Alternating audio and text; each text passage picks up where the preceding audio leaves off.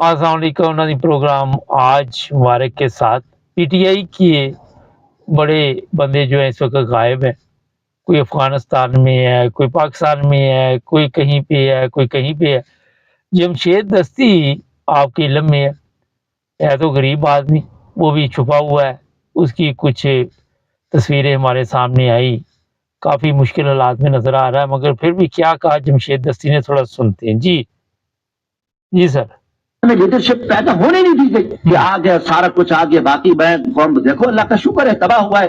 शहबाज शरीफ जलील होके रुसवा होके लानते लेके करोड़ों अरबों लानते लेके कौम की लोगों को चिखवा चिढ़ा के जुल्म और तरबियत करके हर तरह ये तबाह रुसवा होके जलील होके गए।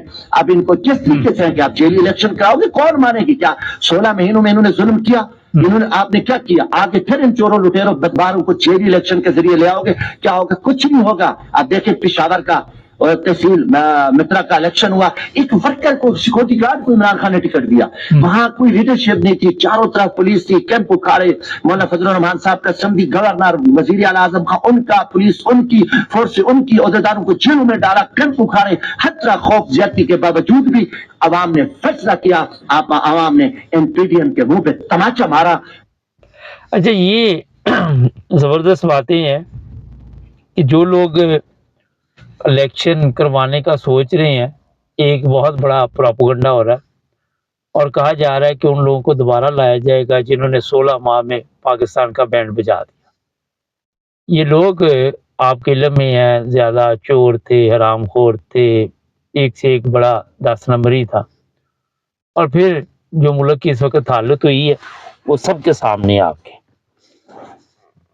अब जो लीडरशिप इस वक़्त पीटीआई की है, उनके लिए मुश्किलात खड़ी की हुई हैं। किसी को मफरूर करार दे दिया गया है, किसी को कुछ, जुर्म उन पे कोई भी नहीं।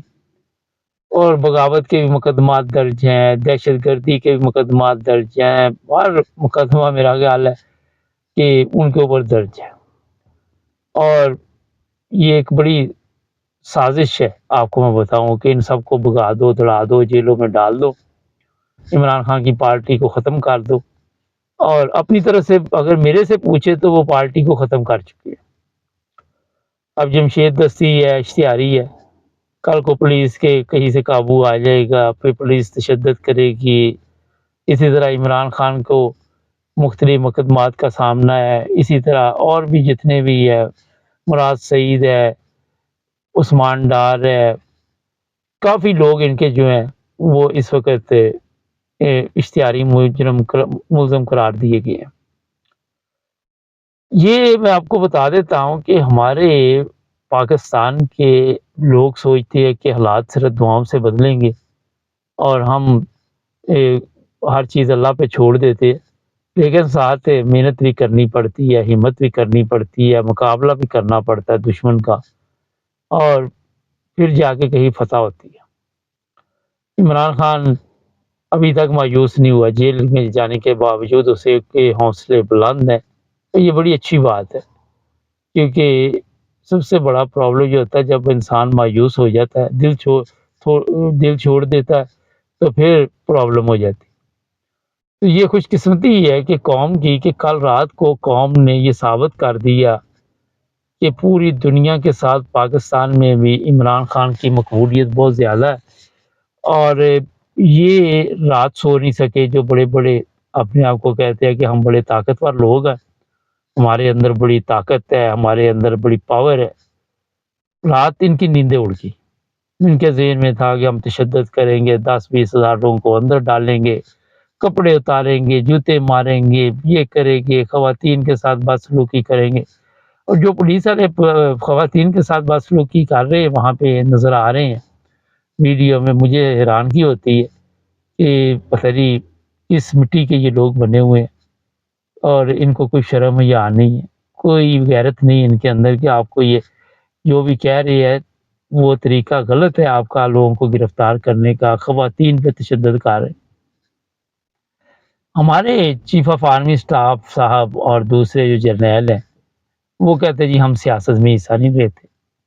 अच्छा जी, आप सियासत में हिस्सा नहीं लेते, आज ایک لندن سے بھی ویڈیو میرے سامنے نظر آئی، کل کا جو نواز شریف کے گھر کے باہر میلہ لگا رہتا ہے، وہاں بھی ایک بندہ کہہ رہا تھا کہ ہمارے چیف آف آرمی اسٹاف صاحب وہ حصہ نہیں لیتے سیاست میں، اگر وہ سیاست میں حصہ نہیں لیتے تو اتنی کون سی مصیبت پڑی ہوئی تھی کہ 7 لاکھ فوج تھی پاکستان کی، اس میں سے ایک چیف آف آرمی اسٹاف نہیں مل رہا تھا۔ ایک سادہ سا سوال ہے، وہ 7 لاکھ فوج کے منہ پہ ایک تماچا ہے کہ آپ کے اندر ایسی کوالٹی نہیں ہے کہ یہ جو ریٹائر ہو رہا تھا، جو پینشن میں بندہ جا رہا تھا، اس کو ہم نے چیف آف آرمی اسٹاف بنایا۔ یہ میرا ایک جو لوگ بڑے آ کے وکالت کرتے ہیں اس چیز کا ذرا جواب تو دے نا۔ وہاں پہ اور بھی جرنیل تھے، اور بھی لوگ تھے، بریگیڈیئر تھے، کرنل تھے، جنرل تھے، سب کچھ تھا، لیکن اس کے باوجود ان کو 7 لاکھ فوج میں سے ایک ایسا بندہ نہیں ملا جو پاکستان کی یہ چیف آف آرمی اسٹاف کی کرسی سنبھال سکے۔ آپ سیاست میں حصہ نہیں لیتے سر، ہم مانتے ہیں، آپ خود ہی کہہ دیتے جناب کہ میری میعاد پوری ہو چکی ہے اور مجھے اب جانے دیں، میں نے خدمت کافی کر لی ہے، کافی بڑی بڑی جنگیں لڑ لی ہیں، اب کوئی دشمن بھی سکون سے سو جاتا اگر آپ، میرا مطلب ہے کہ گھر چلے جاتے، پینشن پہ چلے جاتے۔ تو یہ دشمن تو پتہ نہیں سوتا کہ نہیں سوتا، پر اپنے لوگ کوئی نہیں سو رہے، ان کو اٹھا لیا جاتا ہے، ننگا کیا جاتا ہے، کئی کچھ کیا جاتا ہے اور ظلم پر ظلم کیے جاتے ہیں۔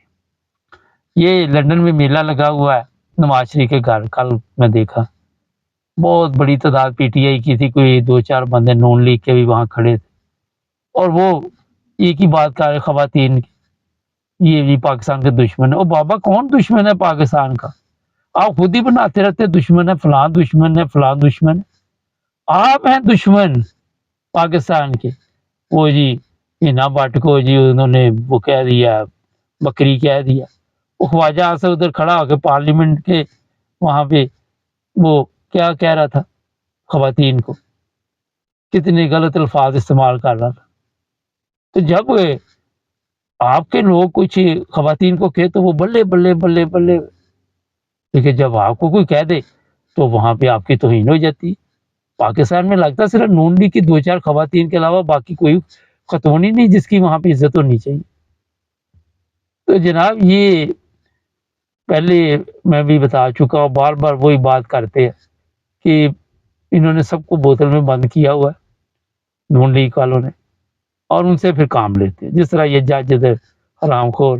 اچھا، یہ جج کے متعلق ہوم آفس میں بھی لکھنا چاہیے، جتنے پاکستانی ہمارے وکلاء ہیں، اس کی وہ ویڈیو ایک اور آ گئی ہوئی ہے ہمارے پاس ہے، وہ دیکھ ہی نہیں سکتا بندہ، وہ ویڈیو بھی آ گئی ہوئی ہے، اور پھر وہ اپنا بتانا چاہیے کہ جناب یہ حرام خور وہاں پہ یہ کام ڈال کے آیا ہے اور یہاں پہ سیاسی پناہ مانگ رہا ہے۔ یہ کس چیز کی سیاسی پناہ مانگ رہا ہے؟ عوام تو تمہارے ادھر بھی خلاف ہوگی، ادھر بھی روزانہ تمہیں جوتے پڑیں گے، جہاں نظر آ جائے گا وہاں پہ اس پہ لان تان ہوگی۔ یہ تو میں آپ کو بتا رہا ہوں نا کہ لوگ زبانی تو لان تان یہاں، کیونکہ قانون ہاتھ میں نہیں لے سکتے۔ یہ انگلینڈ آپ کی خوش قسمتی ہے کہ کوئی کسی کو سیٹ نہیں کر سکتا، ورنہ یہاں پہ تو لوگ جتنے تپے ہوئے ہیں لیکن قانون کا احترام کرتے ہیں لوگ۔ تو جناب یہ سب کہنے کی بات ہے کہ ہم سیاست میں حصہ نہیں لیتے، ہم یہ نہیں لیتے، ہم وہ نہیں لیتے، یہ بڑے خطرناک لوگ ہیں۔ ابھی مجھے ایک اور چیز کی سمجھ نہیں آ رہی کہ پشاور ہے، خیبر پختونخوا ہے، وہاں کے لوگ بڑے جوش میں ہیں، اور وہ کسی وقت بھی کوئی ایسا کام نہ ڈال دے جس سے پاکستان کے لیے اور مسائل کھڑے ہو جائے، اور کسی کو اس کی پرواہ نہیں ہے۔ لوگ کہہ رہے جی عمران خان کو انڈر پریشر کیا جا رہا ہے، اس سے ملاقاتیں کی جا رہی ہے، اسے آفر دی جا رہی ہے کہ تم پاکستان چھوڑ کے چلے جاؤ۔ آپ کو پتہ ہے وہ عمران خان، اس نے ایک پاگل بٹھا دیا تھا پنجاب میں، وہ وزیر اعلیٰ، سب کہتے رہے کہ یہ لے ڈوبے گا، عمران خان نے نہیں بدلا، کیونکہ اس کا دماغ بھی جہاں اڑ جاتا ہے وہاں پڑ جاتا ہے۔ تو یہ ان کی غلط فہمیاں جو ہے میرا نہیں خیال کبھی دور ہوں گی۔ ناظرین، آپ دیکھیں کہ لوگ آج بھی عمران خان سے محبت کرتے ہیں، آج بھی عمران خان کے ساتھ ہے۔ کل ایک بنگالی کا میں نے پروگرام کیا، وہ بنگلہ دیش سے تھا، کہتا میں عمران خان سے بہت محبت کرتا ہوں۔ اب بنگالی کو کیا فائدہ ہے عمران خان کا؟ ایک سوال ہے، وہ تو بیٹھا ہوا ڈھاکہ سے 200 کلومیٹر دور۔ تو جناب ہماری جو جرنل ہیں ان کو عوام کی جو ووٹ کی طاقت ہے اس کا احترام کرنا چاہیے۔ عمران خان ان کا لیڈر ہے، الیکشن میں کھڑے کریں، ختم کریں یہ تماشا، یہ مقدمات، یہ ڈرامہ۔ وہ حرام خور ایک اور جج جو پتہ نہیں کل آتا کہ نہیں آتا، کیونکہ اس کو بھی پتا کہ میری بھی چترول ہونے والی، جو اس کے ساتھ ہو رہا ہے اس کو دڑا کے جس طرح وہ پاگل کر دیا یہ جو ہمایوں ہے، اس کو بعد عامر فاروق کی باری ہے۔ تو یہ جب انصاف نہیں کریں گے تو پھر یہی ہوگا نا۔ حالات حاضرہ میں آج بہت سی چیزیں آنے والی ہیں۔ ہمارے چینل کو سبسکرائب کر لیں۔